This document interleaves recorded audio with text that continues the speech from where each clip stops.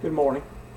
Today we're going to be talking about a piece of legislation unique to Florida, which in my opinion has had a dramatic impact upon the level of service provided to exceptional students or ESE students. This is called the McKay Scholarship Program. I had the opportunity to work with Senator McKay while serving as superintendent in Hardee County for 8 years. He was senator from Manatee County in Bradenton.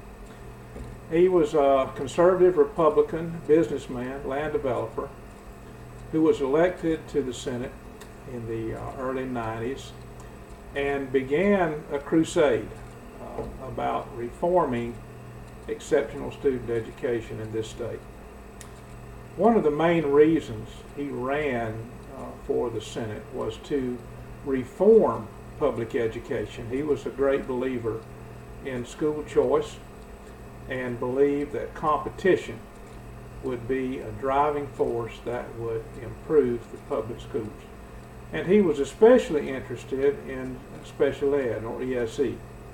The reason he was interested so much is because he had children, one of which was an exceptional student who went to school in Manatee County and who went through the ESE program provided in Manatee County, in which he was not at all happy, not pleased, didn't feel that his children got the benefit at all from the kind of education that he felt they needed in order to successfully work within their limitations and be able to compete in a world such as we live in today. So he began a crusade in the Senate.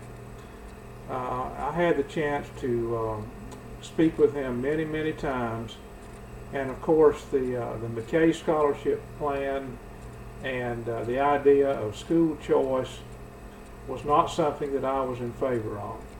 I believed in the status quo. I believed that the public schools were doing the very best we could in order to serve all of the children, and that if the Senate and the House of the state would just give us enough resources that we would be able to do a much better job. Well, Senator McKay was absolutely convinced that that was not going to happen. He felt that there was a culture within the public school system that did not provide ESE kids with the types of challenges and programs that they needed.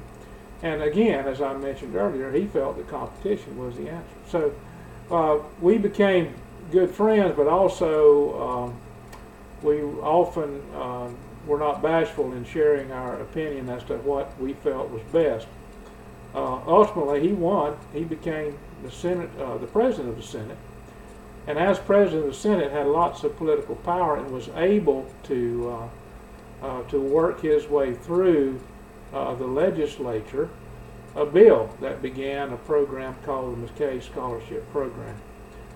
It's very unique in the country, and it does provide a way for exceptional students to be able to attend private schools using the funding that they earn through FTE as a way to pay their tuition.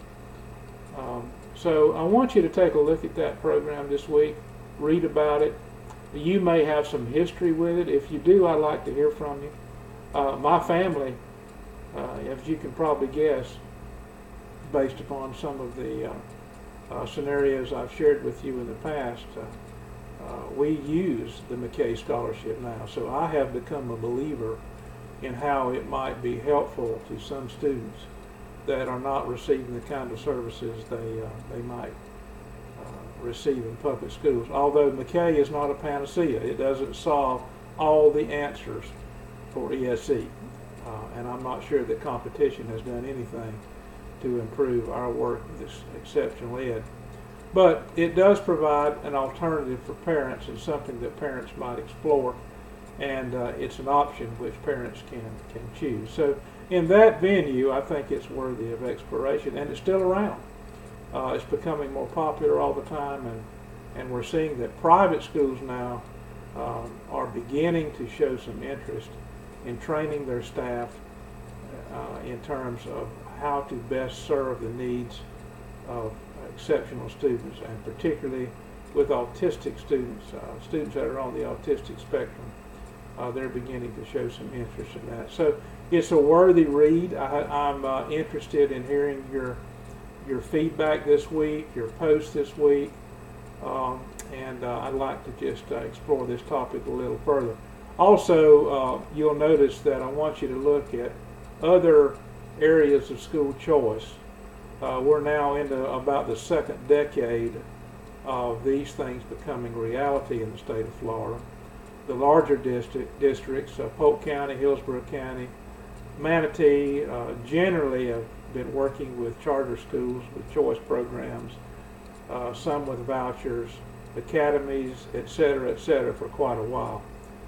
Those of us in the smaller districts have not had to deal with that too much, although charter schools are beginning to make inroads into our communities as well. So it's changing the face of public education.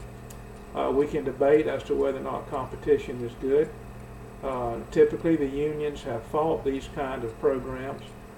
They have lost in court in every venue. So as the legislature of our state becomes more conservative and is dominated by the Republican Party, we continue to see that their philosophy of competition as the way to reform public schools. So once again, take a look. I think it'll be an interesting read, and I look forward to hearing from you and seeing your comments. So have a good week. Thanks.